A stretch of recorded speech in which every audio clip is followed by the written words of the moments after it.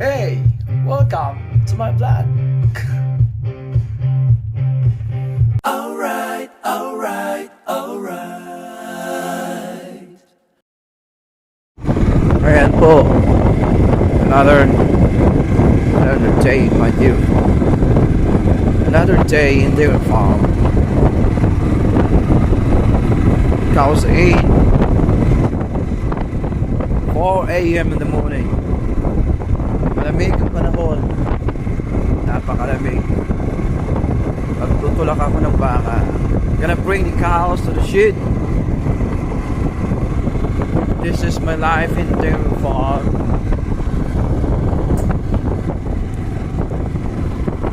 Well po, ganito yung buhay namin dito sa dairy farm.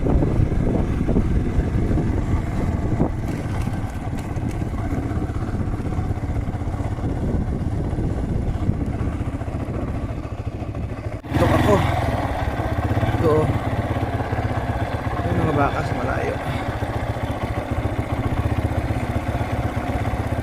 Sa bundok ako eh. Ayan, nababa ako.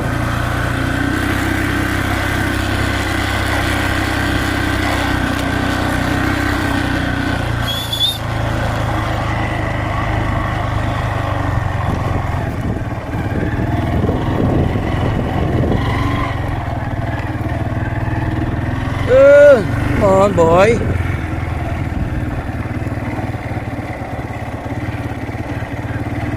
Advice na. And yung mga nagbabalak mag-apply o magtrabaho sa dairy farm, mag-isip po kayo ng ilang beses bago nyo desisyonan. Ako noon nadala ako sa mga barkada ko, kaya sa mga gusto mag-apply ng sa dairy farm, mag-isip po kayo ng ilang beses kung willing kayong i-grab yung opportunity at maranasan yung hirap, lalo na sa kalbing season. Go kayo, pero pag-isipan nyo mabuti yan, kasi ako noon nadalala ako sa mga sabi-sabi ng mga kaibigan. So okay naman at naka-experience ako. So pero sa mga gusto na hindi pa alam, ganito po, hindi easy ang buhay. Hindi easy. Come on, girls. What, girls? Come on. Come on. Oh, girls, come on. Come on, girls.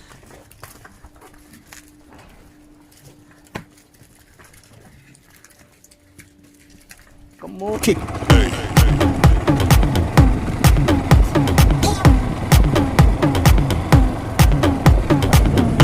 The cows are ready too. Ready for milking. Even the day, they know what to do. Hello! Ayan guys, alam na nila yung gagawin nila every morning. And they prefer to, they are waiting at the front of the gate, and they know what to do. They know that, the routine na tinatawag. Basta when you get the cows, into, and you're gonna bring the cows to the shed, before you get to the paddocks, you see that they're waiting for you. Alam na nila yung gagawin nila. Ayan guys, yan yung buhay namin dito sa New Zealand. Yep, masaya na mahirap yung trabaho, pero pag desidido ka, kaya mo rin. It depends on your purpose in life. So, the first time I came here, nahirapan ako sa trabaho kasi bago pa lang, di ba? Lahat naman. Nung nagtagal na, medyo marunong na rin ako. Sanay na rin sa turo ng mga kaibigan, mga manager, mga kasama sa trabaho. So, natuto na rin. At, ayan, na familiarize na rin sa mga bagay dito sa farm. So, Yung mga gustong trabaho sa dairy farm, I would suggest that you need to think twice or thrice before you get into the conclusion that you are willing to work in New Zealand or any dairy farm in the world. If you want to see your future brighter future, at you have a chance to work in dairy farm, like if you have a degree in college, like animal science, yeah, or any related job experience in the dairy farming, pwede kayong mag-apply dito sa New Zealand. Try nyo. Tapos, kung gusto niyo o try nyo kung dito, ano. Tapos, the best things to do is if you get a job at nagkaroon ka na ng pagkakataon na mag-save ka. Yun po yung the best. Mag-save ka. Kasi stressful yung trabaho sa dairy farming, hindi madali. Take for example, lalo na dun sa calving season, yeah. Pinakamahirap na parte ng dairy farming. So dairy farming, yung the most difficult time is during calving or calving season. Yun po. So the best thing to do is to save a lot of money and put your money on the bank or in an investment company o na pinagkakatiwalaan mo. So yun, the best. Tapos mag-invest ka. Yun po.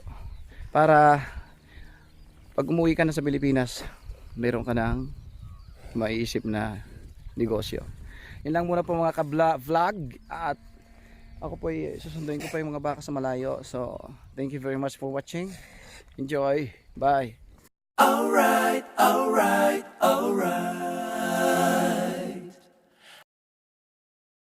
Please don't forget to subscribe.